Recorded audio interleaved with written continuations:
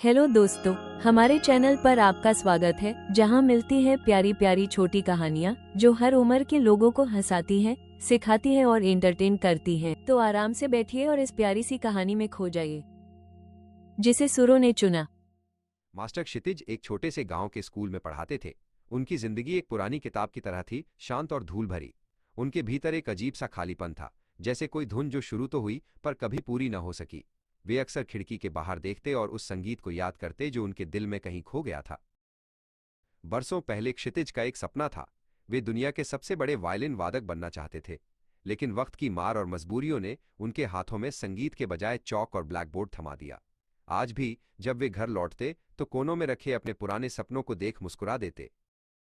एक दोपहर उनकी कक्षा में एक नया लड़का आया, वेणु। वेणु की आंखें बड़ी थीं और उनमें एक अनकही चमक थी।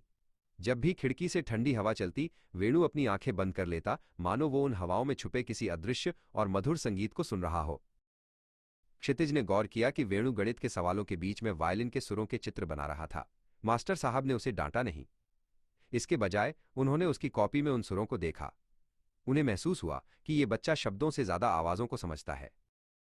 अगले दिन क्षितिज अपना पुराना वायलिन स्कूल ले आए। उन्होंने बड़ी सावधानी से उसे मखमल के कपड़े से साफ किया और उसे वेणु की ओर बढ़ा दिया। इसे संभालो वेणु, उन्होंने धीमे से कहा। इसे वो आवाज दो जो मैं कभी नहीं दे पाया। स्कूल खत्म होने के बाद वेणु घंटों तक पुराने बरगद के पेड़ के नीचे बैठकर अभ्यास करता। क्षितिज दूर खड़े होकर उसे सुनते। जैसे जैसे वेणु का संगीत सुधरता, क्षितिज को महसूस होता कि उनका अपना खालीपन धीरे धीरे संगीत से भरने लगा है। वक्त गुजरता गया और वेणु का हुनर निखरता गया। क्षितिज ने अपनी उम्र भर की जमा पूंजी निकाल ली। वे चाहते थे कि वेणु शहर की सबसे बड़ी संगीत प्रतियोगिता में हिस्सा ले और वो कर दिखाए जो वे खुद कभी नहीं कर पाए।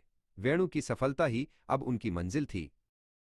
गांव के अपने छोटे से कमरे में क्षितिज रेडियो के पास बैठे इंतजार कर रहे थे। बाहर बारिश हो रही थी। अचानक रेडियो की घरघराहट के बीच एक घोषणा हुई, वेणु ने राष्ट्रीय संगीत प्रतियोगिता में पहला स्थान प्राप्त किया था। पूरा गांव गर्व से झूम उठा। कुछ हफ्तों बाद स्कूल के दरवाजे पर एक शानदार गाड़ी रुकी। एक चमकते हुए कोट में वेणु गाड़ी से उतरा। वो अब कोई साधारण लड़का नहीं, बल्कि एक मशहूर कलाकार था। वो सीधे मास्टर क्षितिज की तलाश में उनकी पुरानी कक्षा की ओर बढ़ा। वेणु ने सबके सामने वही अधूरी धुन बजाई जिसे क्षितिज ने कभी शुरू किया था। आज क्षितिज की आंखों में आंसू थे, पर वे दुख के नहीं थे।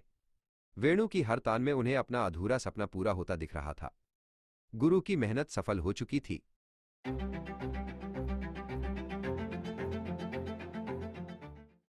दोस्तों, अगर आपको आज की कहानी अच्छी लगी हो तो इसे जरूर लाइक कीजिए, ताकि हमें पता चले कि आपको हमारी कहानियां पसंद आ रही हैं। और हाँ, इस कहानी को अपने दोस्तों और परिवार के साथ शेयर करना मत भूलिए, क्योंकि खुशियां बांटने से और भी बढ़ जाती हैं।